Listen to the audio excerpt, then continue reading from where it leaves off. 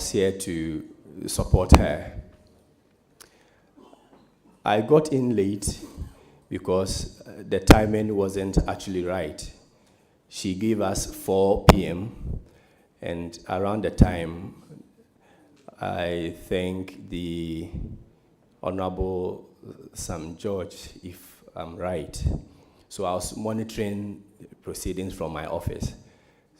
And I was offered a seat to my left, precisely behind the Honorable Member for Pusiga, Honorable Ladi, waiting for my regional minister nominee to take her turn.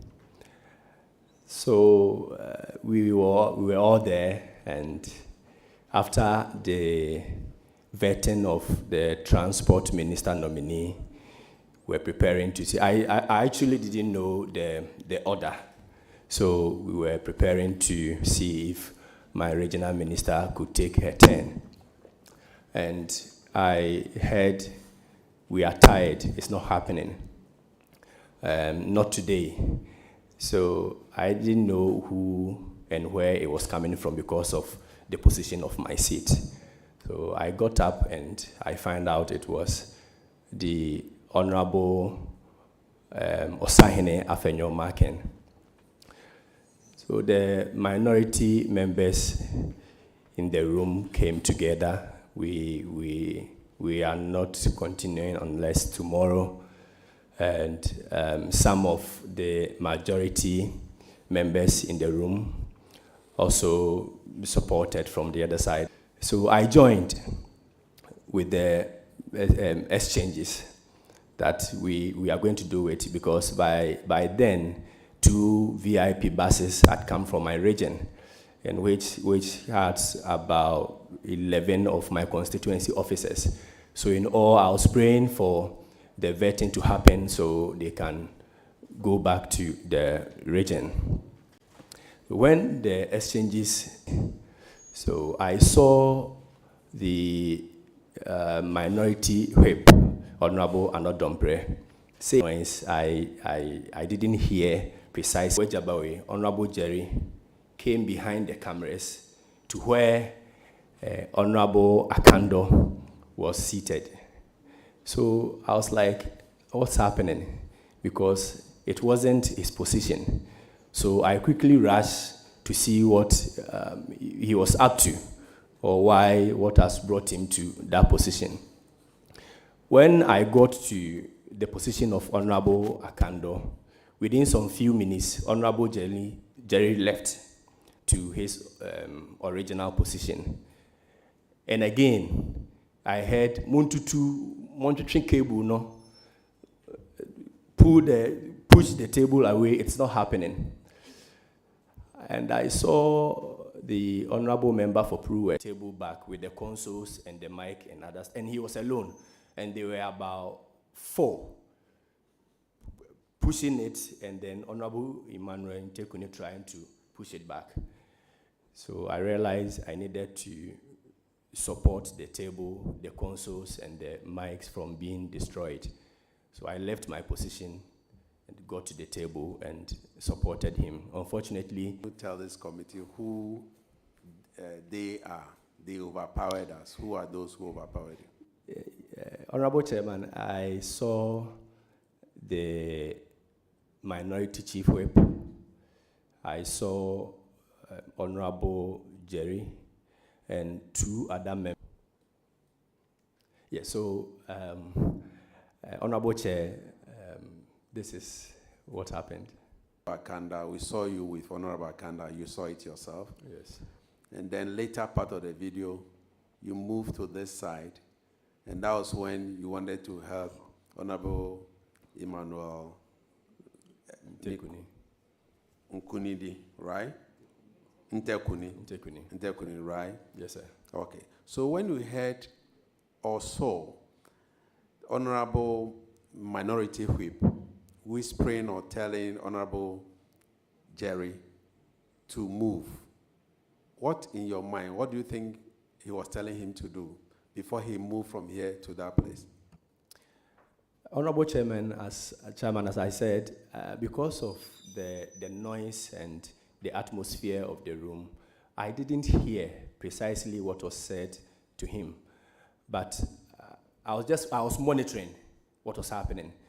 So I monitored him from that point to where Honorable Akando was seated.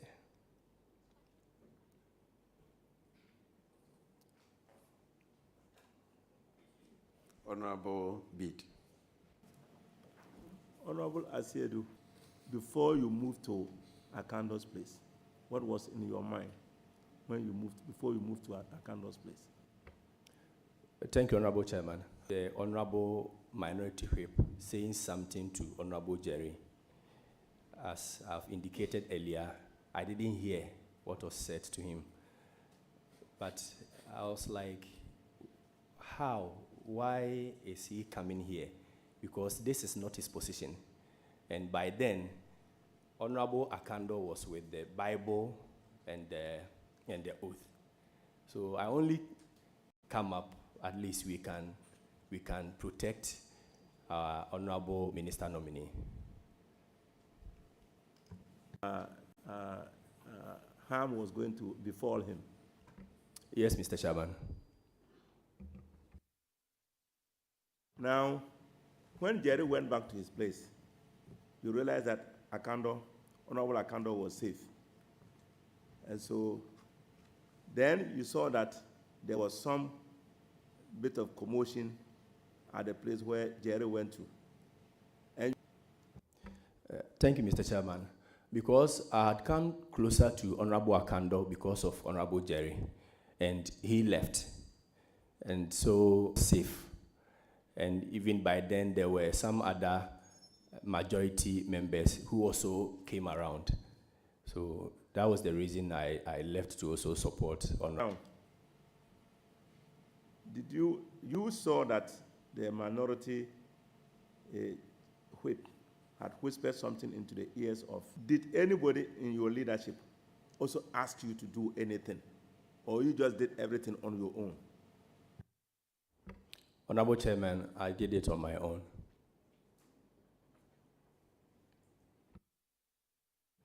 Finally, so that you did, what was it intended to achieve?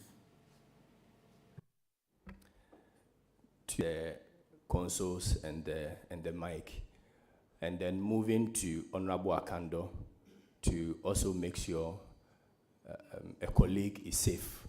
Thank you, Mr. Chairman.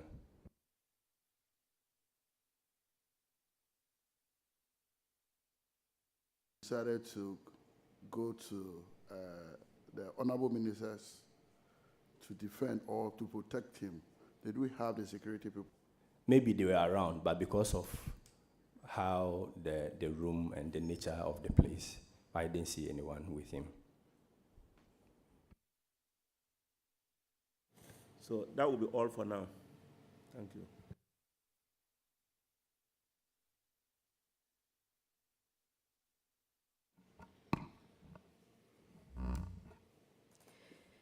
Thank you very much, Honorable Chair.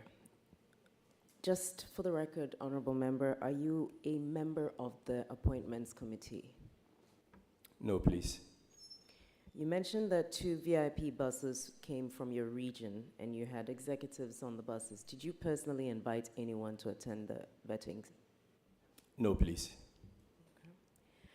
When you rushed over to the table in question, did you actually see how the table lost its 2 legs? Yes. Would you care to describe what you remember, please? So I got there at a minority whip were pushing it towards the direction of Honorable Intekuni. In fact, I didn't take time to analyze actually what was around. I got there with the mindset to protect the table and the consoles. So just to reiterate, you do. I did. Maybe I'm not getting the question right.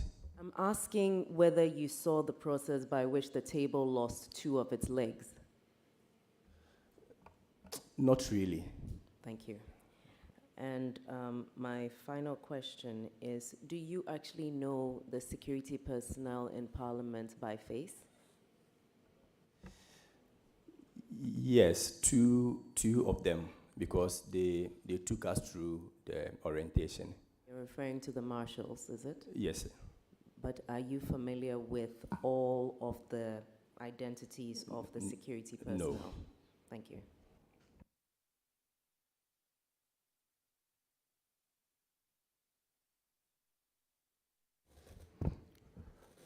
I just want to find out whether the numbers that we saw on the minority side increased because of the incident. Other people, other members of parliament entered because of the scaffold that happened at that time. All those people were around. I got in when the Honorable Minister nominee for Transport was taking his vetting. The room was already packed. So I can't really tell whether or not others came in again.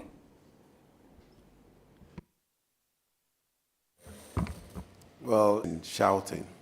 Can you tell us exactly what you were saying? Yes, I was saying if anyone is tired, the person can leave for the processes to continue. Are you the chairman of the committee to say, do you have that power to ask a colleague that if you are not interested, you should leave? No, Mr. Chairman. So why did you say that? Because I felt it was a deliberate action to... You know, there's a saying that 2 wrongs doesn't make a right. And so if you, in your mind, you think that they were wrong, caused this disturbances and breaking of chairs. Thank you, Mr. Chairman. They were already shouting on top of their voices. So the shouting, the argument, and those other ones were already happening. I don't have any question for you. Thank you. You are discharged. Thank you, Mr. Chairman. We want to take our next witness. The chief whip of the majority side will be watching exclusive video of him. And so we want him to watch the video first before he takes the oath.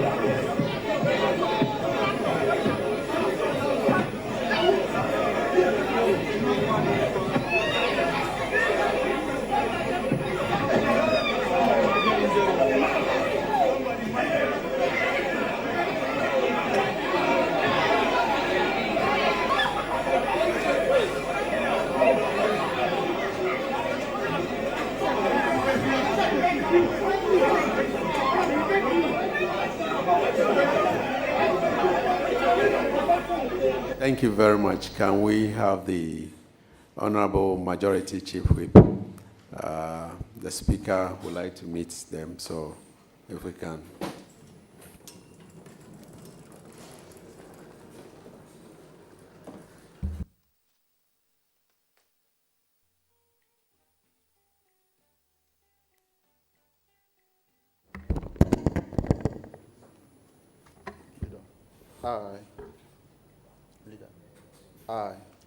I, Roxanne Nelson, H.A. Kwame Dafamako, Swear by the Almighty God, the matter in issue touching the matter in issue, shall be the truth, shall be the truth, the whole truth, the whole truth, and nothing but the truth. and nothing but the So truth. help me God. So help me God.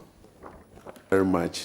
Honorable Roxanne Kwame Nelson Eche Dapamekbo, the Majority Chief Whip of Ghana's Parliament, for attending upon this committee. Honorable Chief Whip, you've just watched a video. We saw a gentleman in the African Batakari, and I also saw a policeman holding the hand of that gentleman. And we also saw the gentleman and another honorable member, holding each other's throat, dresses. Can you confirm whether it's the same person who is sitting before us today? This watch came from different sources. We invited an expert from Signal Bureau to authenticate it. It's not been dotted. Chairman, I don't have the competence to do that, but I think that the video. Honorable Chief Whip, can you tell this committee what really? Chairman, let me take the committee a bit back. Having on Saturday, the scheduling were done the week before. So regarding the week and the Thursday and Friday in question, the scheduling had been done the week earlier. But sometime on Tuesday, something happened, and that was our colleagues on the other side raised an issue regarding that he had made some social media posts that were contumacious of the powers of the committee, and therefore were deemed to be contemptuous of Parliament and by extension the committee. So action needed to be taken. Intimated that Tuesday's hearing be truncated. But I stood my grounds and said we needed to go through that day's work, the matter. So as it were, we met. They were only interested in getting Vomal to appear before us. So if you recall, Chairman had to make that announcement at the tail end of Tuesdays. We had reached some preliminary understanding in between the hearings on Tuesday. So that announcement was made. So Wednesday, Vomal appeared with his lawyers, and we went through the motion of interrogating the matter. At a point, so because my leader, Honorable Ayariga, had some other matters to attend to, so I was needed on the floor. But by and large, it lasts beyond 2 hours. And so I was asking my counterpart that, you see, this process, we all anticipated that it was not going to take long. So we ought to have done some work. But we had lost the day. So obviously, Wednesday's workload will have to be taken to Thursday, the day after the Wednesday. And if we couldn't handle them, then we would have shared it between Thursday and the Friday. So when we agreed in the evening of Wednesday was that we'll take the outstandings from Wednesday first on Thursday. Meanwhile, Thursday's schedule was very heavy. We had to vet 6 nominees on Thursday. So if we were adding 3 from Wednesday, it means for Thursday, we were dealing with 9 nominees, and that was absolutely huge. So the clerk to the committee was instructed to prepare the new. When I saw the new 8 and Friday, I could quickly tell that we had 8 for Thursday and 9 for Friday. Then I advised that, isn't it? 8 plus 9. No, that's 17. There was no way we were going to complete them between Thursday and Friday. So we should consider working on a Saturday. No, that one it was not accepted at all. So the indication was that let's handle the business as and when it comes. At the end of Friday, we'll know what to do. So we agreed to start work early on Thursday. Now, so we began work on Thursday, and we did the vetting. We did 1, 2, 3, 4. But in the morning of the Thursday, so the first deputy speaker, the chairman of the committee, to the effect that there were witnesses for Thursday. Meanwhile, as the majority chief whip, my focus has been ensuring that we couldn't work beyond 4. I said no, already just 4. And so I brought this matter into focus, and that was the Honorable Kujeto and the Honorable Sam George had practically begged to be heard the Monday before, but the schedule couldn't accommodate them. The chairman was very clear with me that he had already agreed with Rankin and his team, so there was no, and so it was Tuesday. So the Honorable Kujeto had to resign himself to his fate to be vetted on Thursday. So was Sam George. Arrangements, they are massive following, chiefs and all that coming all over. But chairman won't have it. Nobody was willing to. Thursday, after vetting 1, 2, 3, for our brothers to indicate that they were most unwilling to continue with work. Protocols and the practices are in disagreement with the position of nations known, and then reports on some of these matters. So you could file those reports and make your views known strongly as part of the final report that would have gone to play, disrupting the process. Dams, if I recall. But it was after Nikbe, thank you. So after the next nominee, which was the Honorable Akando, I believe, to take the seat. In taking the seat, just Honorable exactly. Chief Whip, was Honorable Akando originally slated for Thursday? Was it part of the list?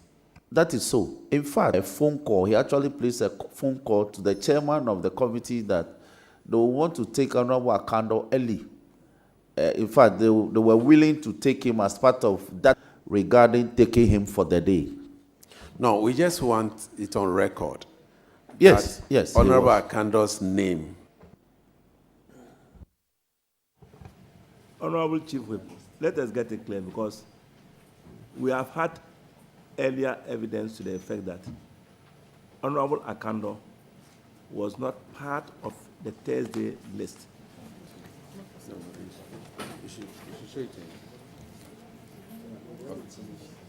Then you recompiled your list.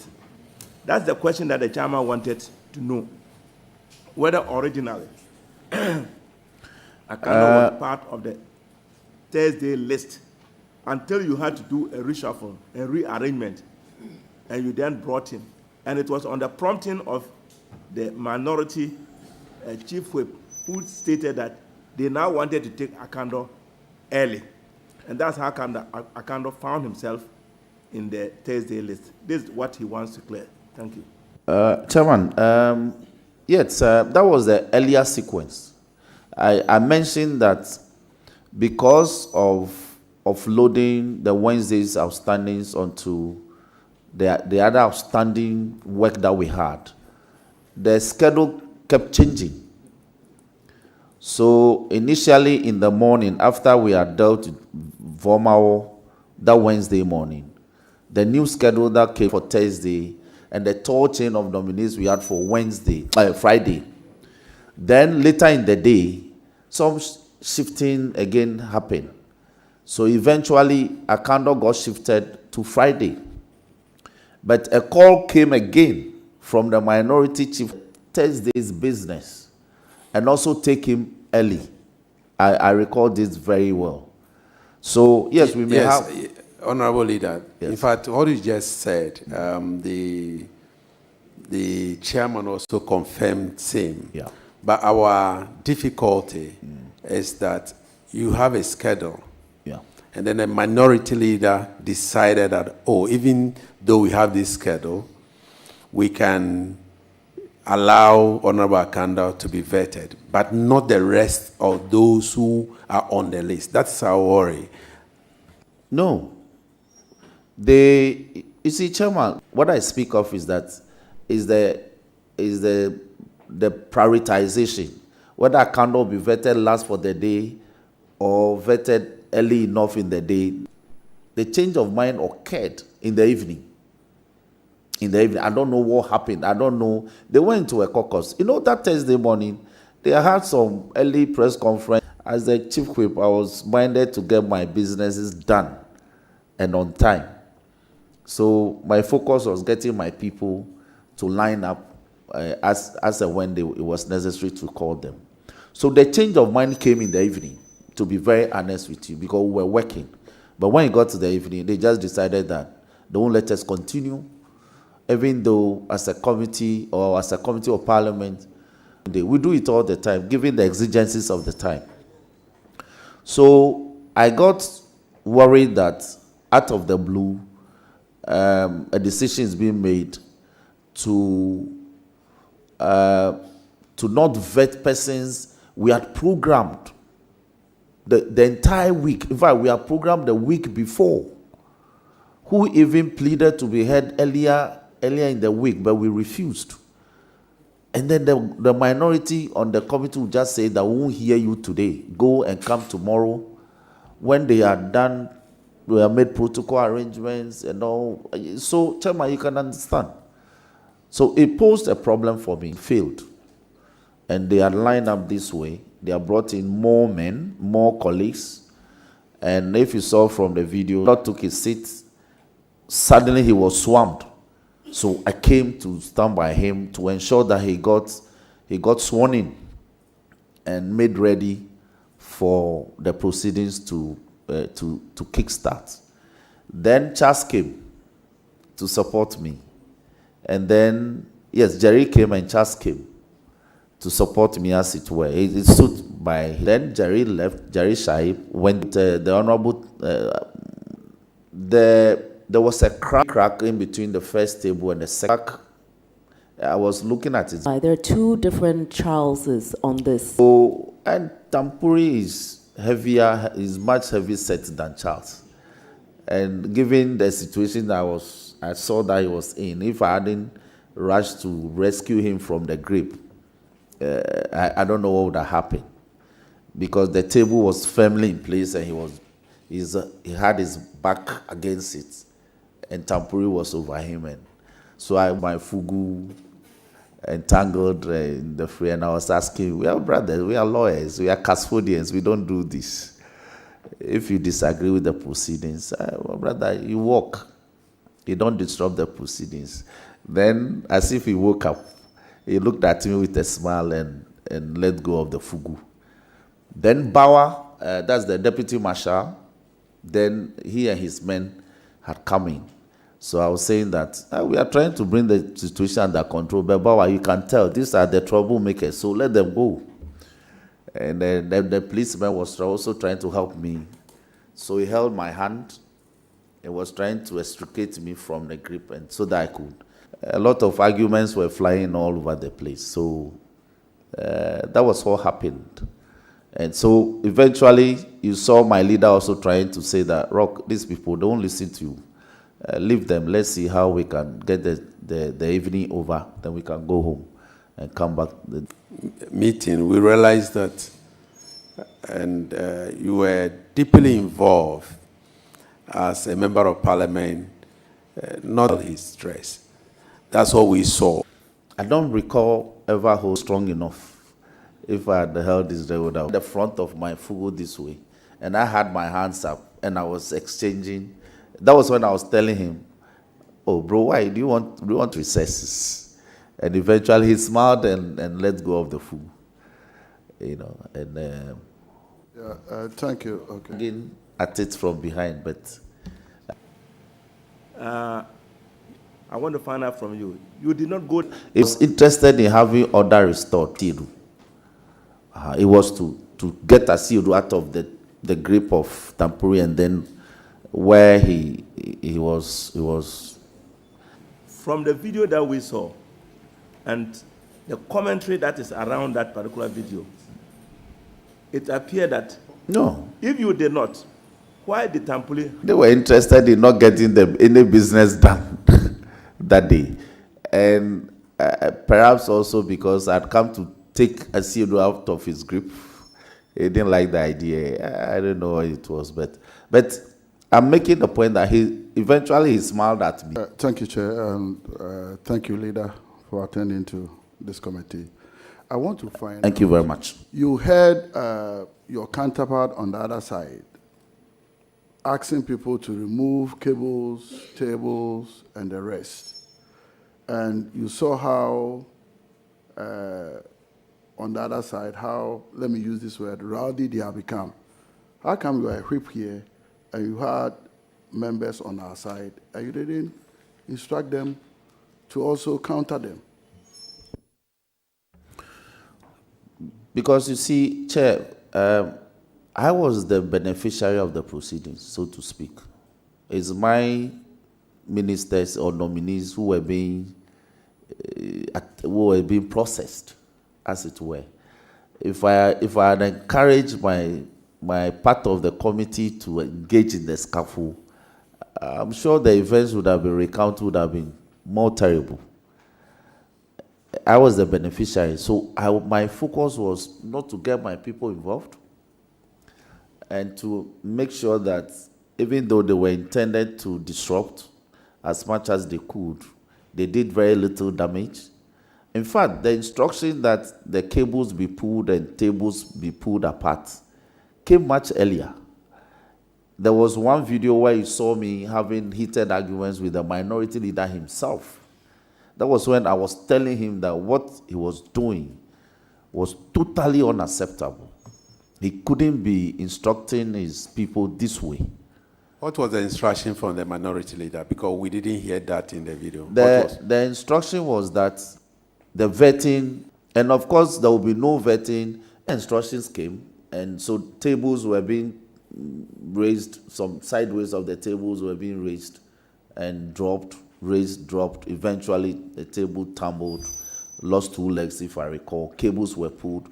All this while I was stationed this way and ensuring that we could still work until Akando took the seat. Then I came and moved in. Even when I moved in, I don't know, those other videos didn't capture. We eventually had to move that table that lost 2 legs and rearrange the front. So where you were sitting, now we shifted another table, but we set it so it became narrow.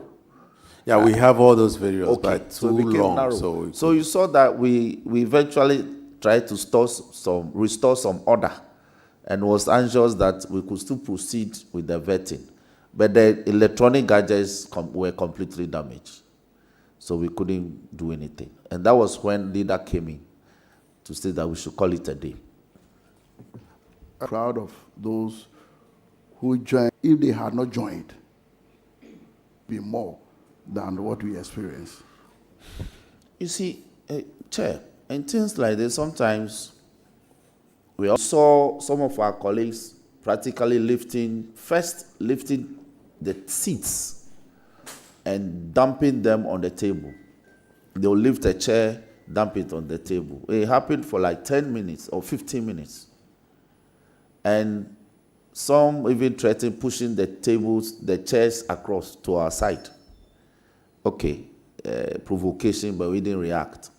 Then now they were lifting. If you don't go and restore, if you don't go and prevent that from happening, they could flip it and you may get hurt.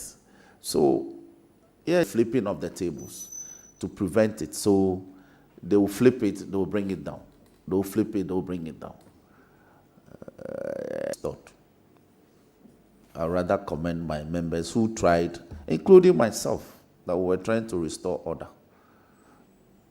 Yeah, earlier on, and I asked whether the intervention of some of our MPs on the majority side was helpful. I also asked whether the intervention of the police officers was too late. And to him, yes, if those people had not intervened at that time, probably, why did you wait and you didn't instruct majority side to come in as early as possible to support the marshal when the police officers were not around? Deputy came in with the policemen, had mustered previously or in previous account, we aligned, and they had moved in, even non-members, there were about 15 to 20 MPs on their side who had come in, and they had masked up. So the whole place in that, the area where you sit now to the left of the chairman was completely densely populated and chaotic.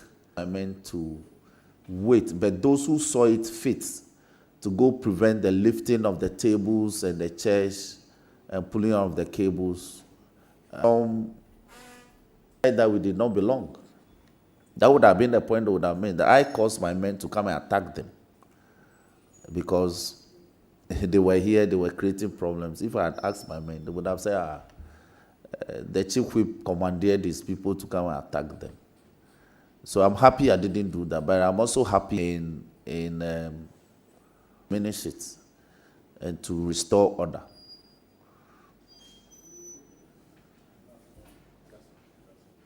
Yeah, Whip, what measures would you put in place to forestall settings?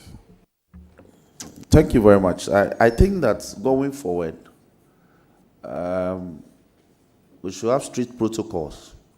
Protocols already exist, practices exist, conventions exist. The caucuses that constitute committees, if you disagree with the committees, first, committee decisions must always be reduced into voting, so that somebody doesn't come later in the day and say that we agreed that we'll do this and you are doing the other thing.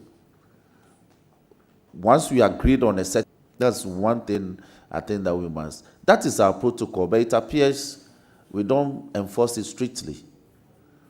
For instance, if there were votes to 8 persons, or to vote 7 persons, or to vote 6 persons, then the evidence would have been very clear that this, when we say a decision was taken or a decision was not taken, it is the votes that will speak to it. And then, excuse me, just a quick one. I know that is the ideal situation, but so a situation that they might always want to go by that tangent. I think the prudent thing for any chairman that will be confronted with a similar situation in the future is to change venue. You change venue, and then you report. Because if we had changed, for instance, that Thursday, if we have changed our location to Speaker's Conference Room, for instance, or to any other committee room, I'm sure by the time we would have relocated, order would have been restored. I don't think they would have carried the chaotic scenes here to the new committee room. So change of venue when you are confronted with the matters such as this. Also, we must also insist on invite to support the nominees. The present system, the committee set its own guidelines and said every 100 of people, even in some cases more than hundreds of people. And so they mill around the presence of Parliament. And some of these non-accredited members filter through to the committee room, and the committee's proceedings. And so when there are issues like this, it's very difficult. Then, finally, for me, frames for the ranking member to pose his questions. It may be a practice that the ranking member will have open-ended, unlimited time to interrogate these matters. But Why only ranking member? well, for the members, for members or leadership, the chairman already answered questions and 3 follow-ups, or 3 follow-ups, or 3 supplementary. So in all, 6 questions. But when it comes to the ranking member, particularly on the committee, and I think on other committees as well, they are given so much power to interrogate matters ad infinitum. And I think that it poses a problem. They have such massive power, so they're able to, you really have problems. Your vetting could take days, and he says he has questions he's asking. So those guidelines should be properly streamlined regarding the question posed to me. Thank you. Thank you very much, Chairman. Leader answered part of the question, your submission. You have indicated the difficulties in controlling, particularly the ranking member during the proceedings, because he could go on and on and on. You have this knowledge on a day, or if you like, you can even reduce it to 6. And from the calculation that we have done, you are probably a 15-member committee. And if each person were to spend, what to have the 8 people vetted. Don't you think that you should have had, when you decided that you were going to have 8 people, you should have had a caucus meeting, limit, even though that, because you had a long business to do. So if you don't discipline yourselves, and if you don't you had proposed something which, in my view, you knew that it was not possible to do. And probably that is the reason why the minority side said that they were tired. Is there no way, I said you have already answered part of the meeting, probably you would have done better in terms of programming. Chairman, thank you very much. Committee. Now, we do that every morning before proceedings commences publicly.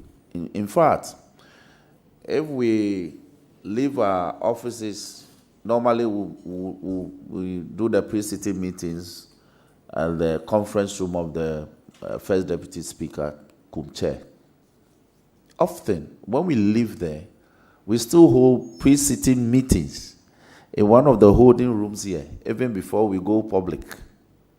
So these are not matters, you and I, we are here. You know how fluid these matters are. Sometimes you plan to 2 hours. The candidate appears in 5 minutes, the candidate is gone. You see, so it's not cast in stone. Because on days that you think the ranking member will go full haul, he surprises you and says, I have no question. As much as possible, you want to program as many as is reasonably possible to vet in a day. When we get tired, when exhaustion sets in later in the day, we can offload to the next day. But this one, they just decided. I'm still searching for what caused their decision not to continue with that. 11 p.m. So the prudent time, so this is about consensus building. These things are easily manageable. Yeah. Thank you, Mr. Chair. Chief Whip. It's my sister. What do you think about the minority leaders? They are family too. They are families. So It's difficult to call her a clerk to the committee that way, in that manner,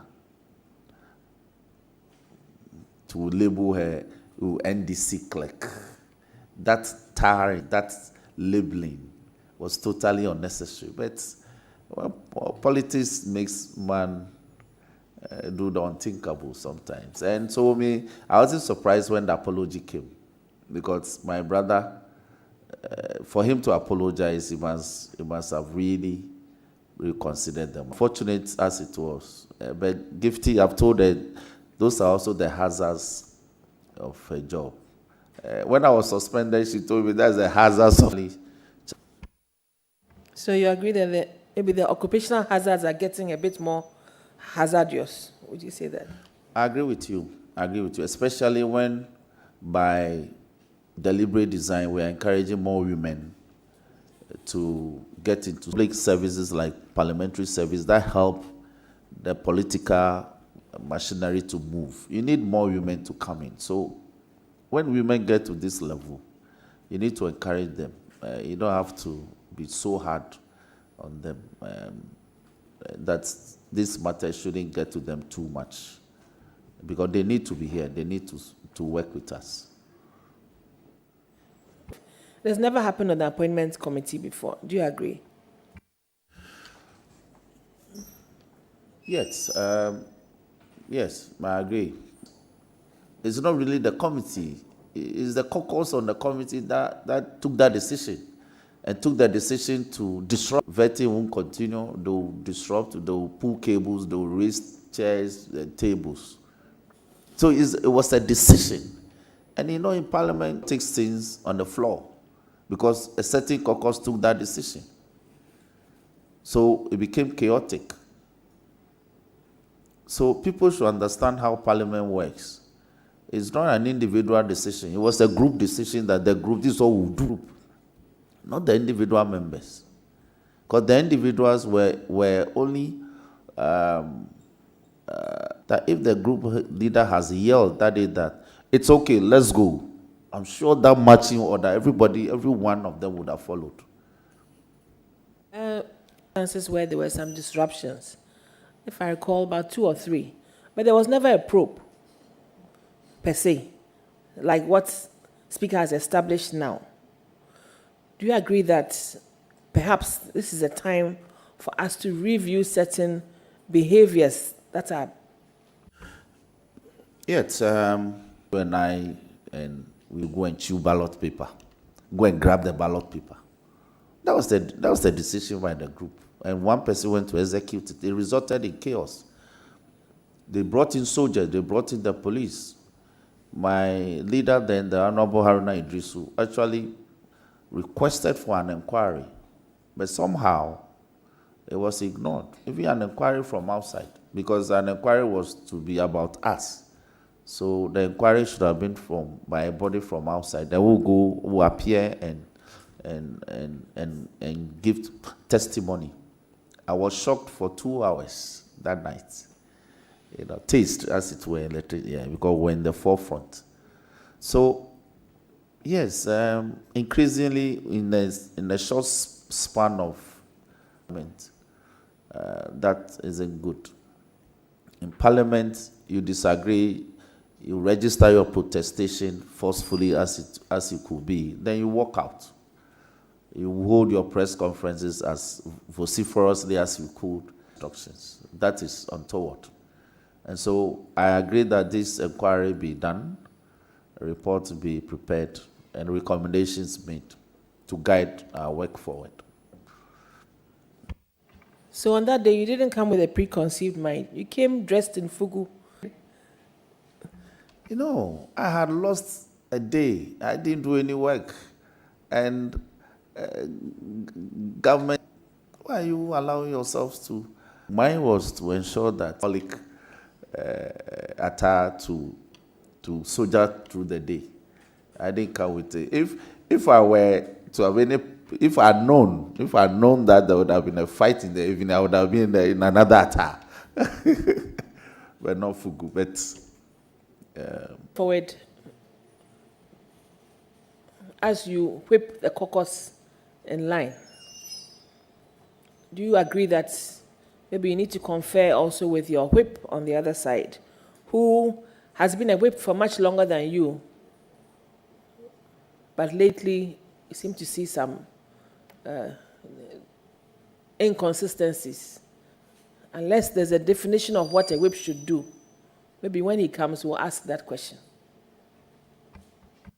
Yet, we did student politics, so we go back 25 years or more, or even 30 years, because we all entered university in 97. I did a 3-year program, he did a 4-year program, he read a Greek. And so I completed the year before him. And so we've been close since, and we are here again. Like I told you, what happened that when somebody says, I know, ensure that vetting doesn't happen, he himself was shouting that no vetting. It was a group decision. So these are not situations that long ago. They made their decision. I feel a lot. As I speak to you, when I leave here, we are going that day. Regarding the number of... If The room was packed. Was there ever a discussion between the leadership of the appointments committee regarding the population? for that night, for that period, no. Because people were anxious to get their nominees done, and No discussion. Okay. there was no such process. Thank you. You mentioned earlier on that a decision had been taken by to adhere to the number of invitees, number one. Yes, if I recall, in the course of the day, chairman kept making the point, especially when nominees were done, when interrogations were completed of a nominee and names were submitted for acknowledgement. Some were so tall.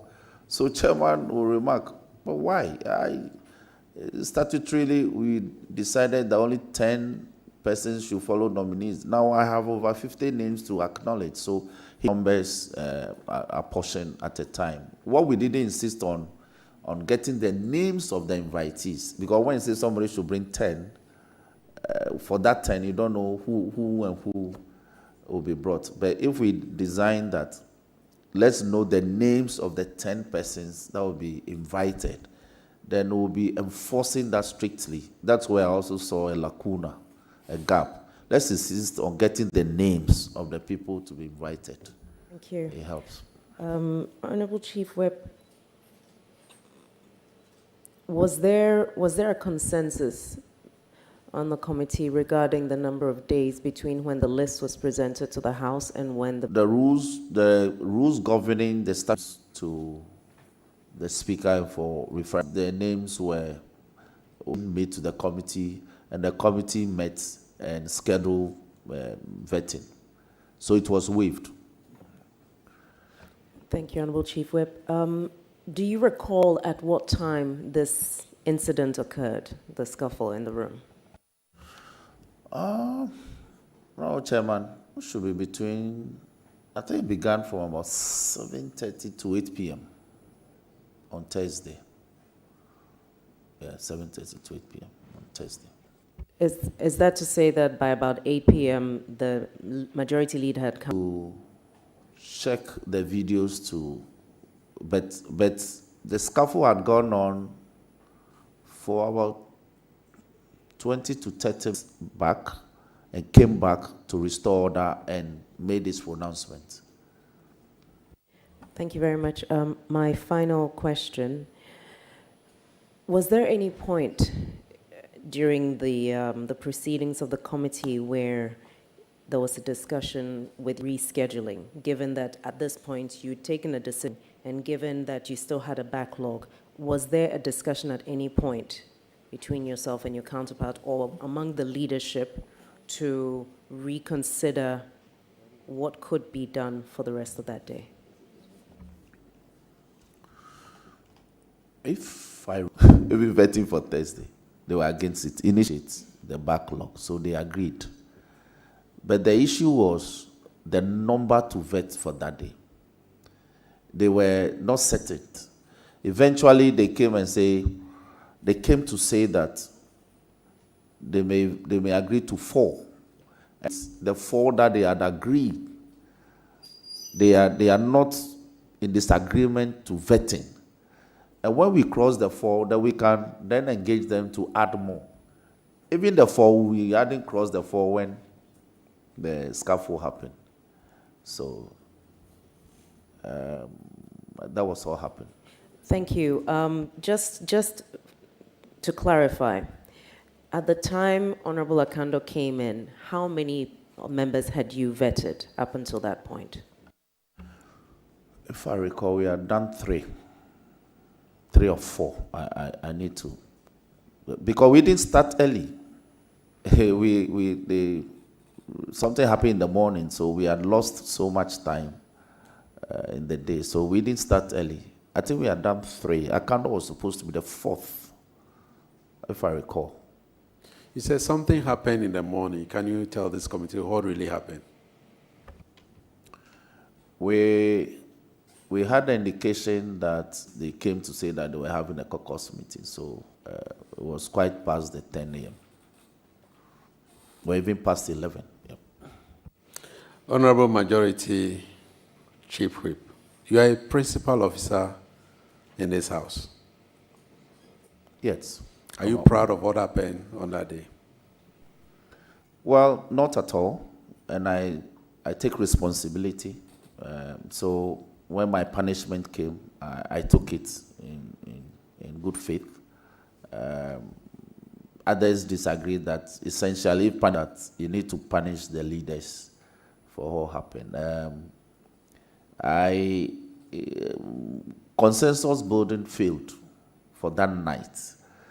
If my counterparts were not minded to be insistent on his modus operandi for that day, wouldn't have experienced that. But he insisted. And once they decided to disrupt, raise tables, to suffer for the punishment. So, but going forward, I believe that that's why I said this work will be a good guide, whatever from now onwards.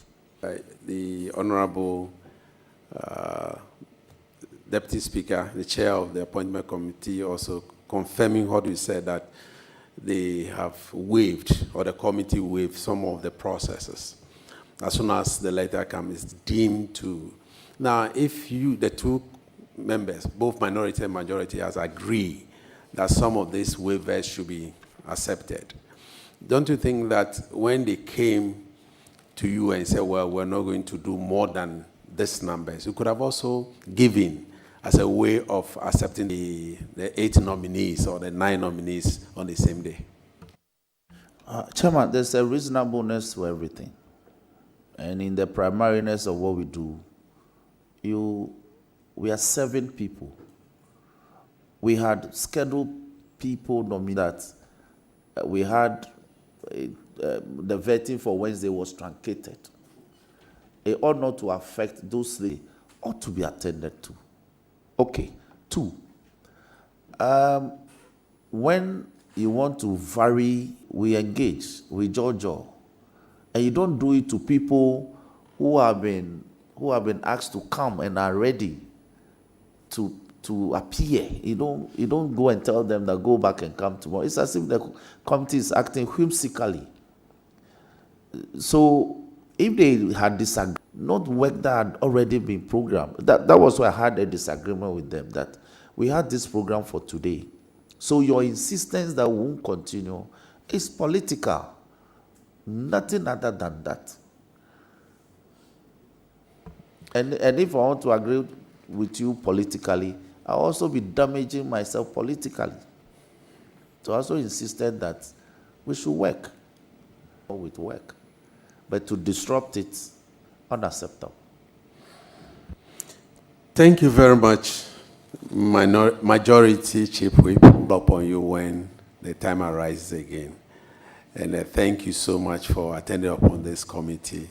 You are honorably discharged. Most grateful, Chair. Thank you for the opportunity. We will take Honorable Samson and George Glory Opeku who indicated that he's ready.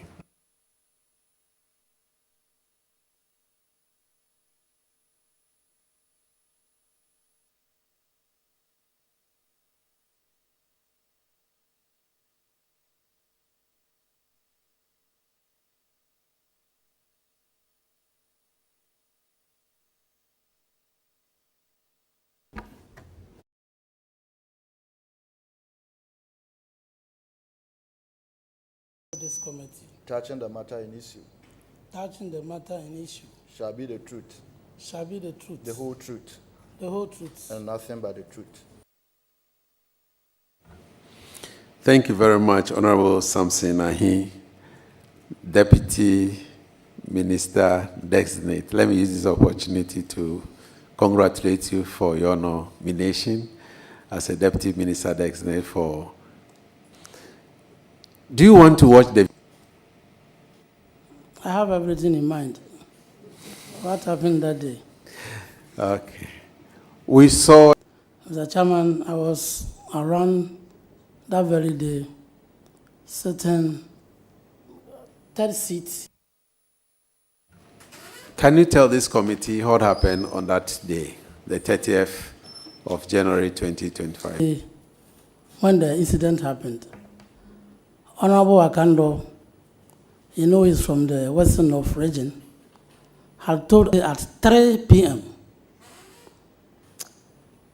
They were 8 p.m. We had brought around 5 p.m.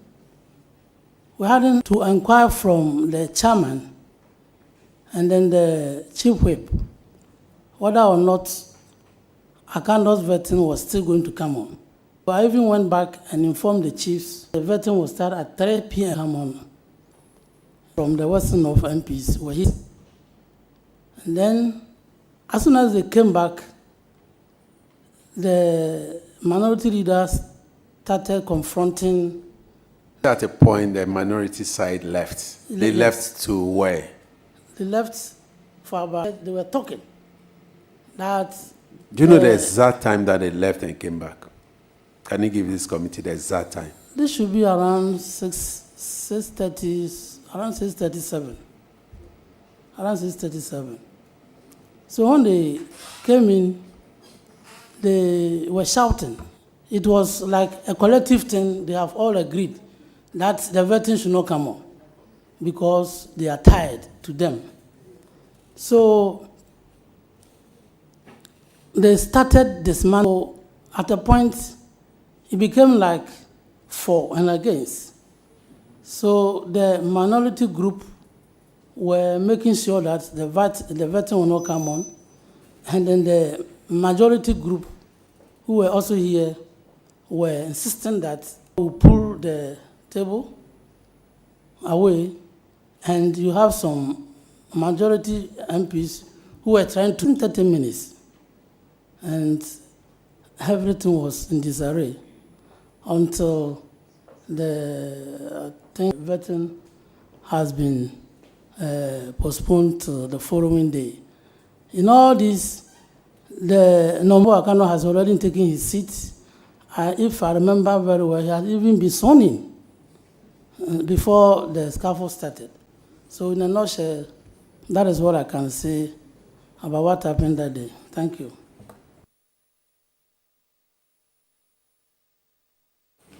Sorry, this is just to clarify, Honorable, I think he was sworn in. but you're not sure. If I remember very well, he was sworn in. Okay, thank you. From our record, he wasn't sworn in.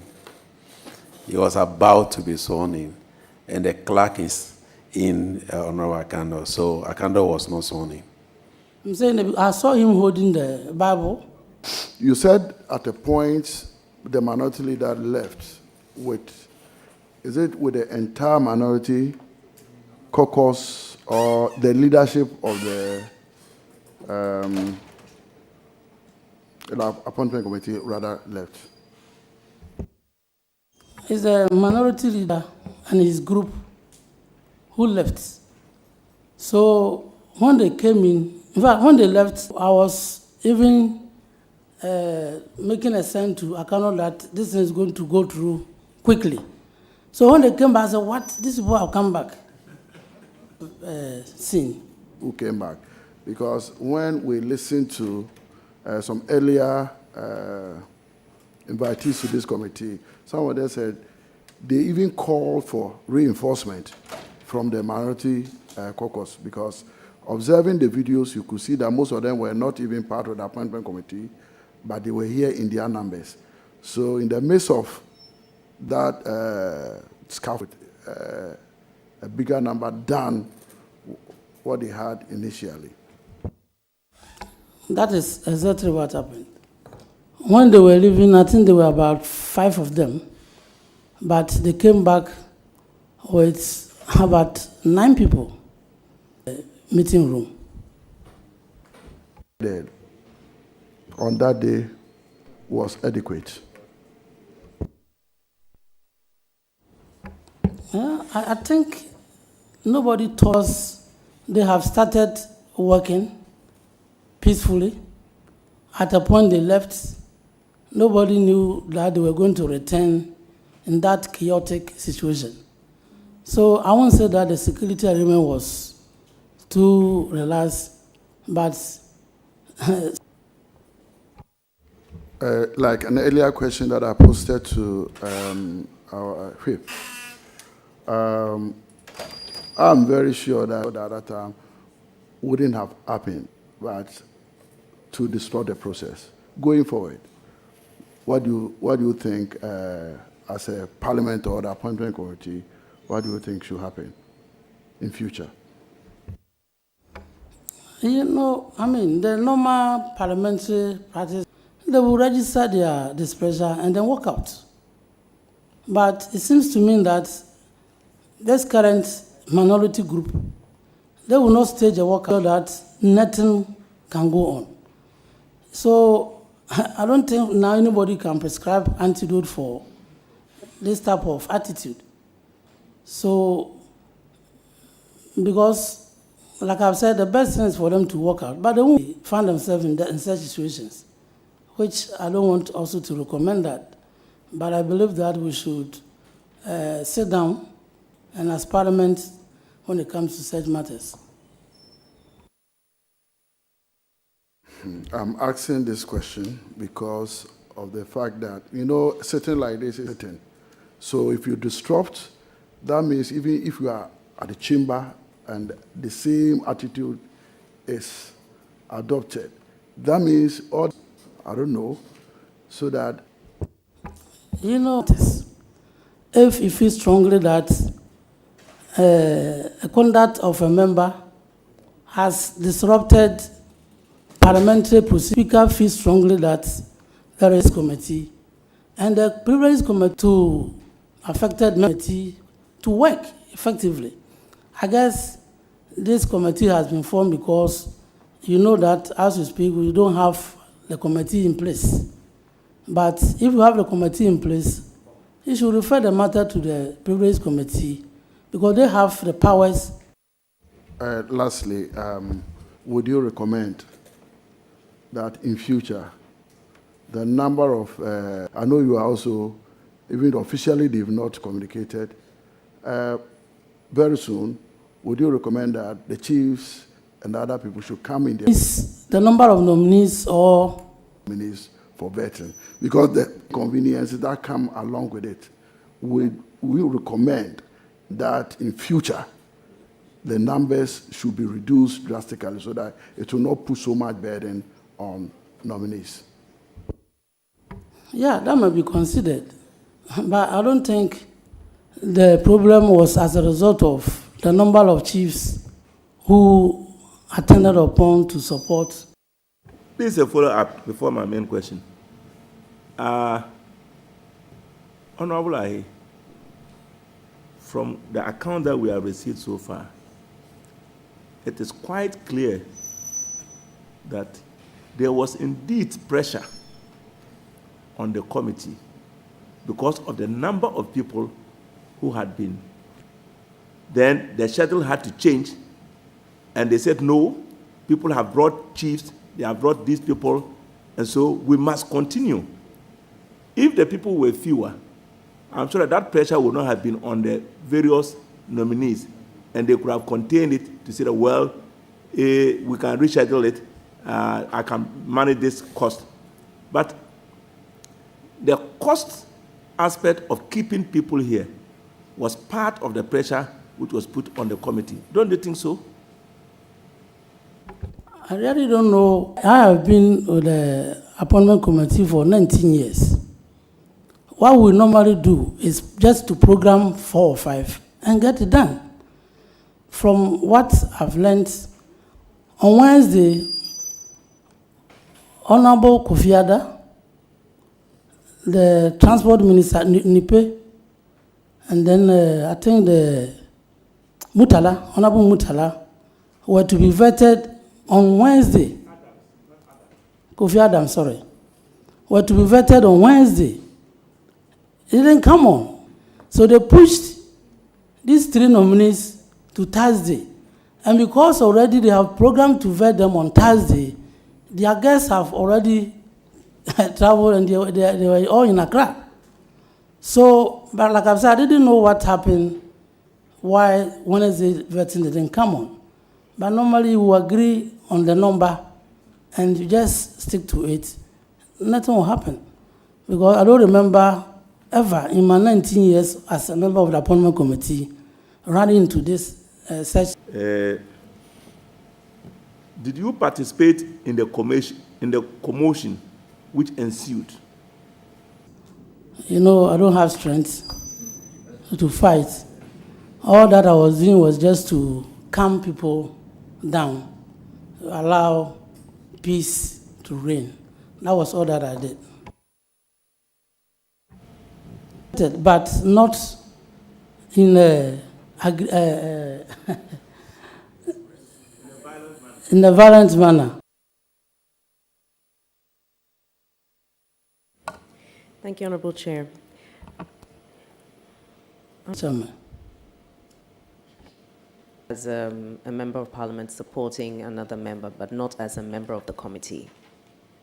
Exactly. Before, in how many parliaments have you been a member of the appointments committee, if you can recall? 5. I joined the appointment committee, I think.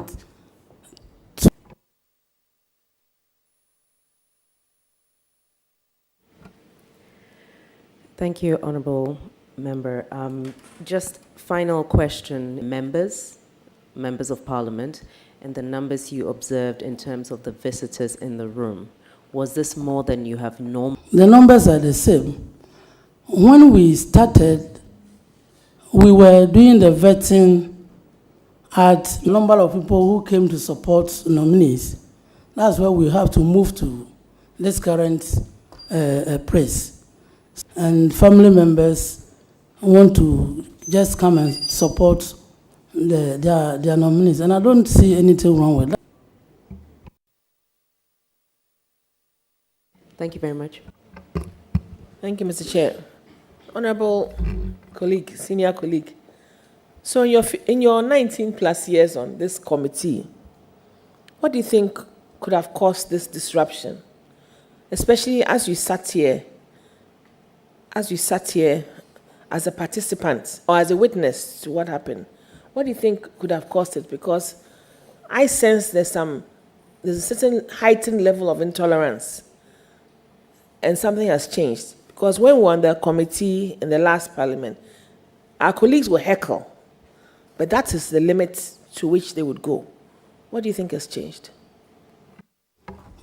I think what I can deduce from what happened that day was a minority who has just taken a decision to bring proceedings to an end. And so whatever form they would do to make sure proceedings didn't continue was what they exhibited. So do you possibly agree to the assertion that then to be forewarned is to be forearmed moving forward with the relationship with the minority? Or after this committee has done something from this? Yeah, you see, as members of parliament, the standing orders, you abuse your privilege, you can be sanctioned. And so the only problem now is that the corporates were suspended upon an appeal by our leaders. Mr. Speaker lifted to be implemented fully. And that is to say that if a member has to be punished, so be it. Just to have your limits, you can be tolerated to a certain extent. But if you overdo things, so we should enforce it. If we enforce our standing orders by putting people on the privilege committee, the subsidiary, even a prescribed dismissal or sanction or reprimand, these are all in the standing orders. And so there's a whole committee, and so I think members should be conversant with that. Honorable Samson Ahi, I don't have any question for you. You are a witness, and you just collaborated your story with others, and so you are honorably discharged. If the committee needs you, colleagues and members, Dauda, we've also added Mr. Kweku Asante from Joy FM, who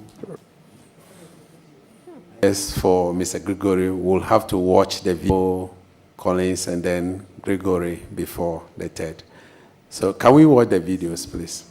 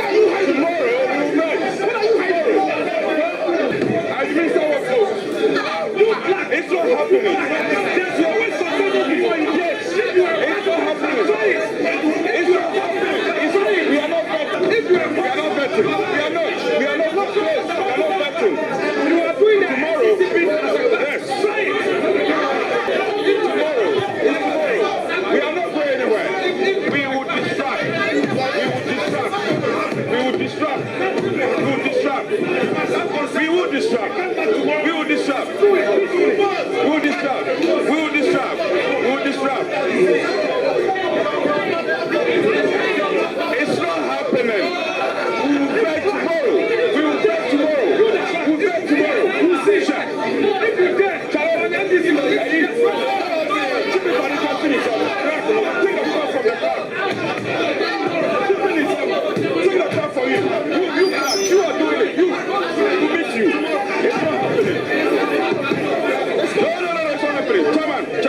happening. It's not happening. It's not happening. It's not happening. It's not happening. We are not doing it. We won't do it. It's not happening. It's not happening. The forecast, this is literally MPs involved in fisticuffs, and they say that the vetting process must not happen. There's heightened security. The marshal is himself here in the middle. You can't do focus. I don't know. You can also be fine. We will do it, but we are not going to.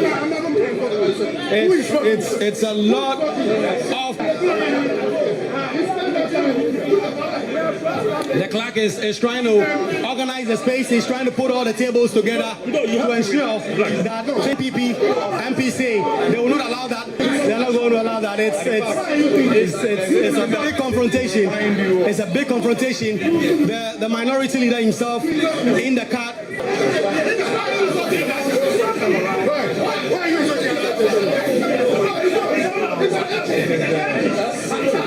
Well, a lot of violent scenes right here at the appointment committee with the clerk of parliament himself here trying to try and sort things out. There's a table there, as you can see. The table has been just lighted. The chairman himself on his head. Well, only been destroyed. Public property are being damaged there. Where with this confrontation in the middle of all of this, what should happen today, and you see the leader himself here and insisting that this vetting should not happen. Trying to have a conversation, and we are also trying to get a bite. There's a negotiation happening right in the middle of this vetting process. As to vet 5, they have vetted 5 persons, and they expect that this process will come to an end, and that they will not allow any more persons to be vetted.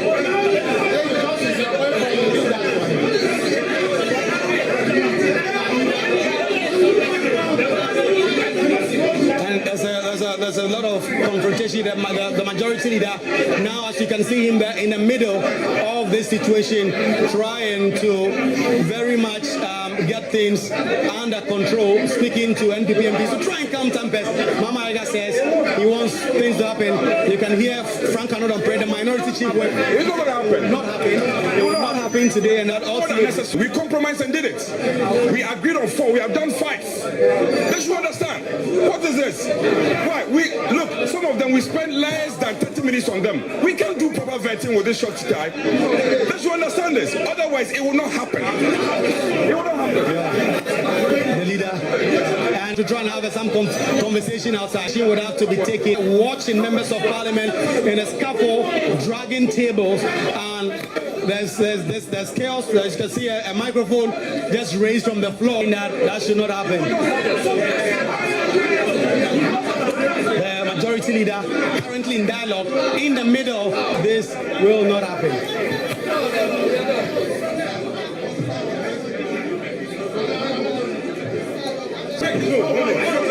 All this happening right in the middle of all this. Austin Game trying to calm things, and there's a violence, there's fight, there's some pushing, holding each other's clothes as we speak, and their leaders are trying to separate them, and none of them will allow this to happen, and they've been separated as we speak. But this is chaos. This is a lot of very not so nice scenes, as the marshal at the appointment committee were really not so much good scenes. The 9th parliament is starting on not so good scenes so far. A lot of policemen walking in. Our policemen are walking in. A lot of policemen from the parliamentary protection unit have now walked in, and they are trying to ensure that there is order and there is calm here ultimately for this process to happen. But this table has become the center of attraction, where MPs pulling and pushing with a lot of confrontation. Please pick it. Yeah. This is chaos. Well, as you can see, the SMP says they will not allow these tables to be, the tables are literally being pushed and pushed. Where the NSMP is trying to rearrange the tables, the MPP MPs are not allowing this to happen. And these are really terrible scenes, as we are seeing in Parliament, where honorable members right at each other's throats, fighting and pushing and pulling tables, saying that this vetting will not happen, that the pushing and pulling is ongoing. This is chaos. This is chaos right here in Parliament. These are reminiscent of some of the scenes we saw when the Speaker of Parliament was elected in the 8th agreement in terms of what exactly they have to do. And as after they showed, they say that this will not happen. The vetting process, they will not allow this to happen, and they will push and pull and calm things. But it's chaotic. It's really chaotic with all the things that are happening here. Well, it's chaos. The table have been turned.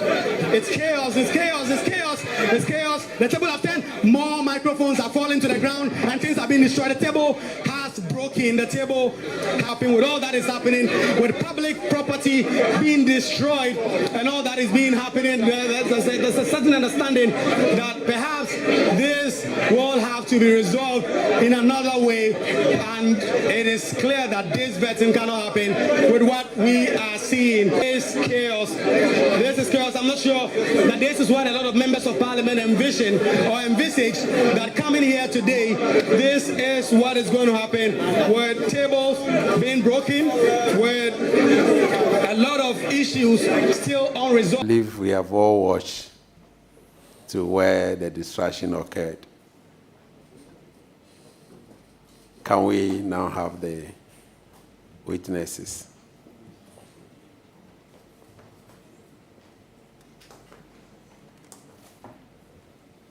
Mr.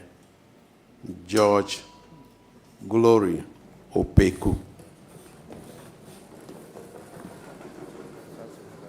After him, we'll have Honorable Collins Dowda.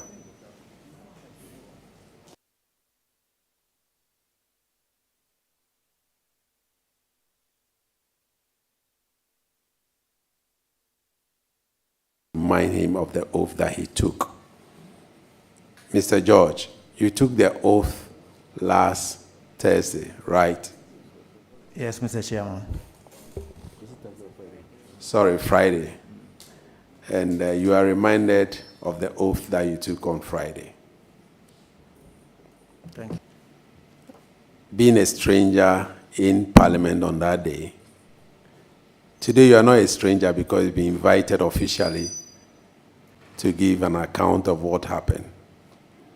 But on that fateful day, we assume, I want to repeat myself again as you watch the video. Why were you here on the 30th of January 2025?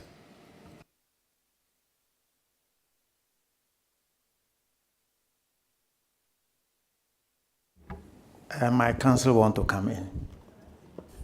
Unfortunately, your counsel did not take an oath. And so your counsel can whisper or advise you.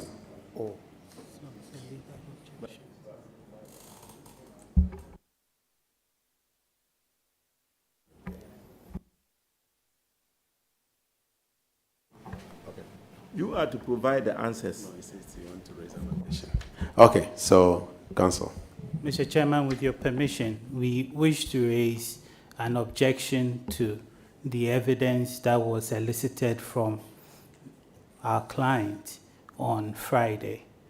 The basis for this objection is that contrary to the standing orders of Parliament, he was not advised of his right to counsel before evidence was taken from him.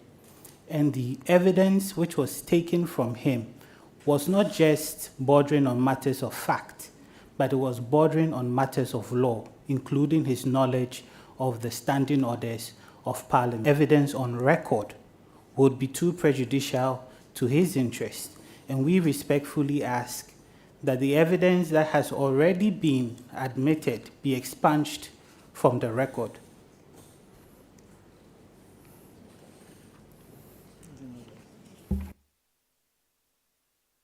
Okay, the committee says that we'll start afresh. We'll expunge this Friday's statement from our record. On that note, it means that we'll start afresh. So can you take the oath now, if you don't mind? Yeah.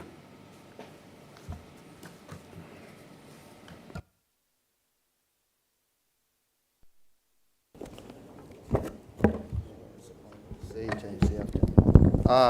I, George Glory Opeku, Swear by the committee, touching the matter in issue, touching the matter in issue, shall be the truth, shall be the truth, the whole truth, the whole truth, and nothing but the truth. and nothing but the truth. So help me God. So help me God.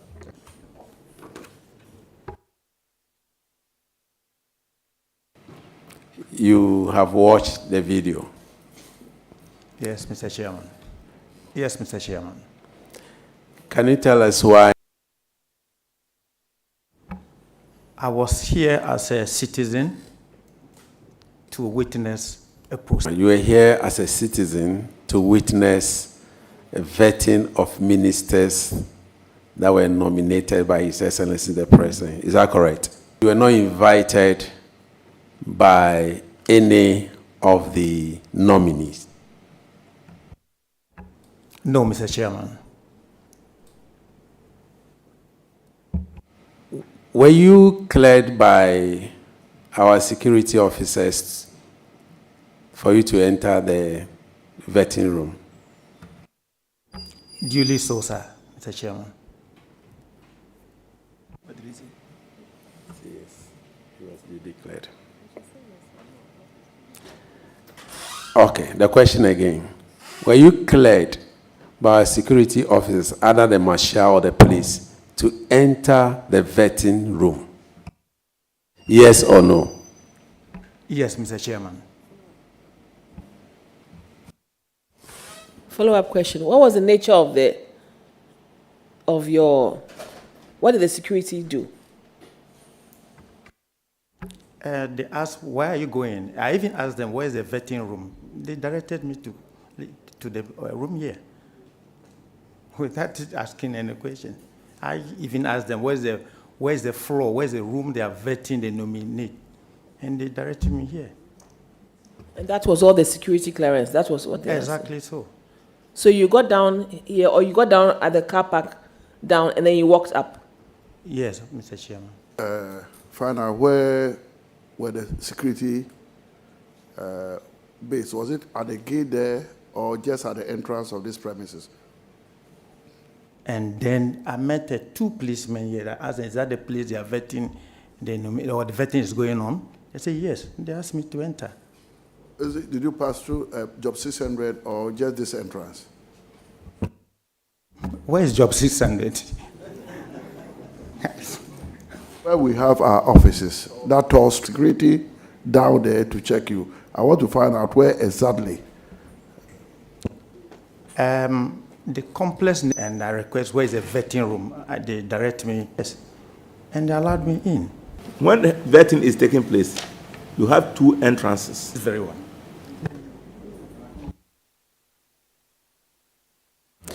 Okay. Yeah. Mr. George Glory Opeku, the standing orders of Parliament, orders, page 9. And I want to read. Stranger,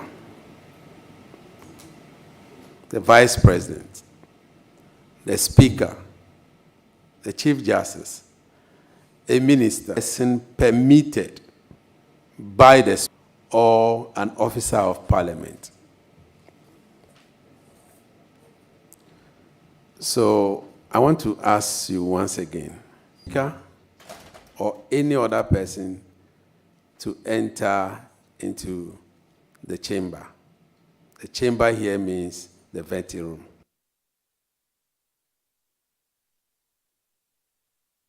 No, Mr. Chairman.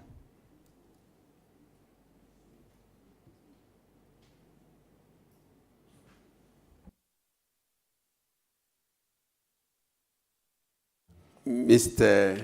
George,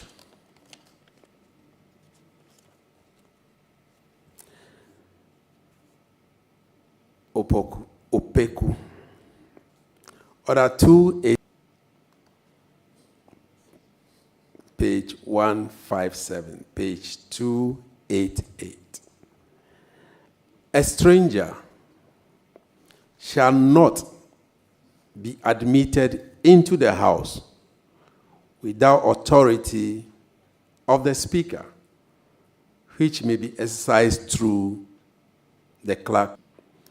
Were you given an authority by the speaker through the clerk, or in this instance, the chairman of the appointment committee, to come to the house?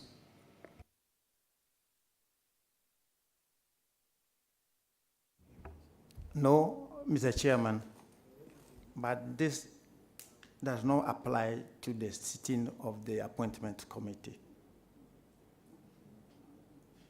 Yeah, you checked it. He's laughing. And my lawyer is happy to explain further.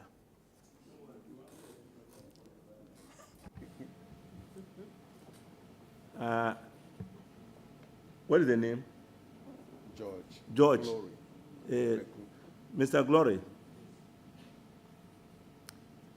do you know that a committee of parliament is parliament?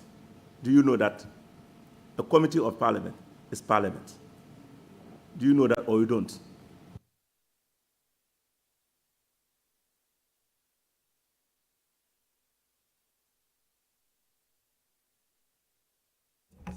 It depends on the context. So I will read again, Order 288. A member shall not admit a stranger into any part of the house reserved for members while Parliament is sitting.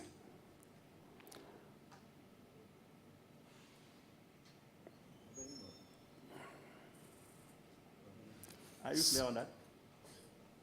Order 2882. Chairman. Mr. Gloria, it will do you a lot of good if you don't engage in a debate. Just answer the questions honestly, as much as you can. Because a committee of parliament is parliament. It's defined in our standing orders. So you don't know. Say you don't know.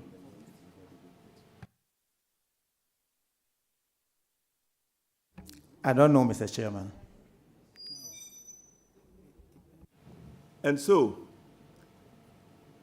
I can understand your confusion, and I want to explain to you. The main chamber, we have got public gallery. So when the public, they come in, they go and sit in the public gallery. And so the chamber is where the MPs, where they debate. And so when you come to the... And so if you came in, whatever means you used to come in, you should have gone to the public gallery and not come to where the members are. And so where you came to, this door, entering here, you were in Parliament. Do you agree now?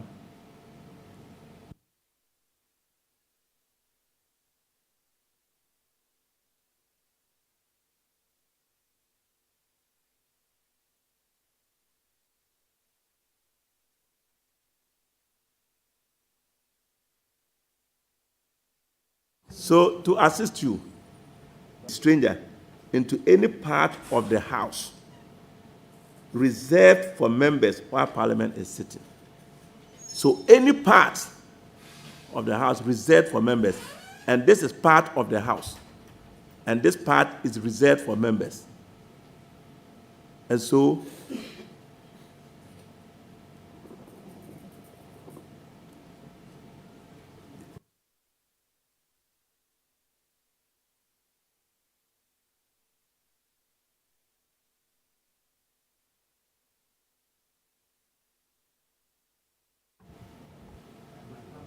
My counsel want to come over. you want your counsel to offer? Honorable members, we take the view that the standing orders of Parliament distinguish between admission of a stranger into committees and admission of the stranger into the House. For example, Order 2, It's very clear, whilst 288 deals explicitly with admission of strangers into the house, there are specific provisions on the standing orders, particularly order N271, which deals specifically with the committees. And that's why we've taken the view that a committee is not part of Parliament. But in the instance where the rules have in hearing, such as the appointment committee hearing, it would be those provisions that apply. Council, we just want the witness to understand. We are laying the ground rules for him to understand. If you go this tangent, it looks like we'll have to educate you more. When we talk about proceedings of the committee shall be held in private, that's what we are doing now. But where the members of parliament sit is totally different from where the gallery is. That is why when all of them, I mean those who are out there, are not sitting here. This is the sitting of the committee of parliament. Yes, it is public, but we have clearly this designated sitting area for members of parliament, and that's what we want to establish. Mr. Chairman, we agree with you on that point. The issue we are raising is that the conditions for admission into a committee is different from the conditions for admission into the House. The committee referred to the conditions precedent for admission into the House, which was on the prior approval committee hearing. But for public sittings, there is a presumption under Order 266 that it is public. So we are not dealing with the attendance issue at this point, the position within the space, but on the right to... Case applies to even here. People were invited, and they said 10. Some even went beyond the 10. All because the rule states that before you enter any part of the house, you should have an instructional authority from the speaker. Mr. Chairman, we agree, but that was dealing with the House and not any part of Parliament. With respect, the House, even under Order 55, is... So... We are not denying that the committee can decide to hold private sessions where no one can come without permission. The rules are clear on that. We are not denying that the chairman, that when the committee is holding a public hearing, the public does not need further authorization to come to the hearing. Respectfully, counsel, put it up. I don't think you are right. You see that we are going to suggest that all Ghanaians are invited to the hearing. That is not the intent. The intent is that it is not going to be limited to only members of parliament. That is what it means by public hearing. Public hearing means that other members of the public will participate in that hearing, but that will be on invitation. And so if you have received an invitation, then you will not be considered as a stranger. And so that is the point that we are trying to establish. The fact that it's a public hearing. The courts, for example, the Supreme Court is open to the public. It doesn't mean every Ghanaian citizen will fit into the court. That's not what we are saying. But we are saying that we do not need any authorization to present yourself to say, I want to come and observe proceedings in the Supreme Court. That is where the rules specifically require authorization from the chairman before you enter. The rule only limits it to private sittings. And if you permit me, that a person who is not a member of a committee may attend in-camera meetings of the committee subject to that's the submission we are making. And we are making this submission only because it has been suggested that he could not have presented himself for admission to the committee without an invitation. That is a separate question. That's a separate. I think that you are not appreciating the standing orders of Parliament. This House is governed by rules. It's governed by standing orders. And so the standing orders have provided for who is a stranger. And I'm saying that, or we are saying that as a committee, that this person was not invited. And by that fact, he came in here as a stranger. He was not invited. He has admitted it. And further, the point is being made that even though he managed to get himself into the presence of Parliament, he was only entitled to stay at the public gallery and not where he came to. That's the point that we are making. It's with members of Parliament, in respect of members of Parliament. If committee sits, excuse me. I'm just clarifying which order this you're one, referring. order 2677. A person who is not a member of a committee may attend in-camera meetings of the committee subject to the approval of the committee. And in that situations from outside. So that is Parliament is 2676, which says a member who is not a member of the committee. For such members, they do not need prior approval. Under 2676, they may take part in the proceedings of the committee automatically unless the House or the committee concerned determines otherwise. However, so the other situation is any other person who is not a member of Parliament, and we are saying that he fits that category, and in that case, he would require the prior approval. And on the last point about who are proceedings, the definition of stranger only limits it to a class of persons, and that's the submission that we are making. And if you fall within the class of persons described as a stranger, then you have to use the specific rules on how a stranger should be admitted. That is all we are saying. And when it's a public hearing, a stranger doesn't need prior approval.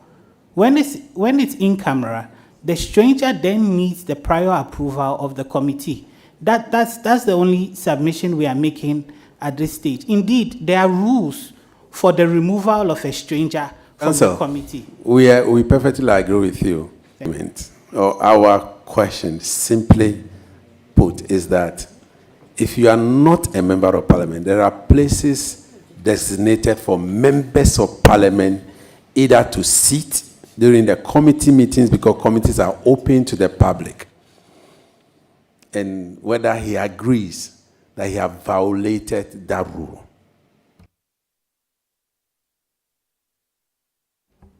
Mr. Chairman, I do agree that during a committee hearing like this, no one can just come and, for example, sit at the table. I agree with that point. Thank you very much. That's all we are looking for.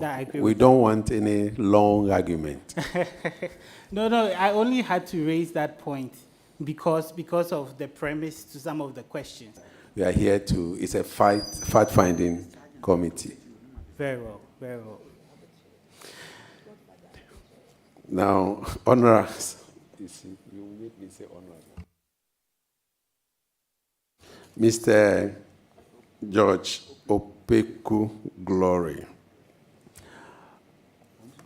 can you tell us on that fateful day what you were doing here in this committee room?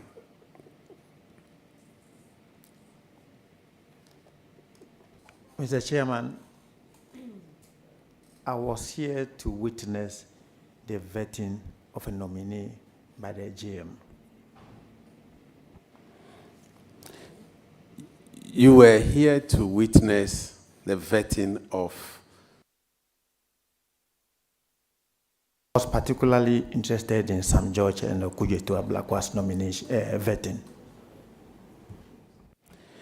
Did you get any invitation from Honorable Sam George? No formal invitation from them. So you came as, do you,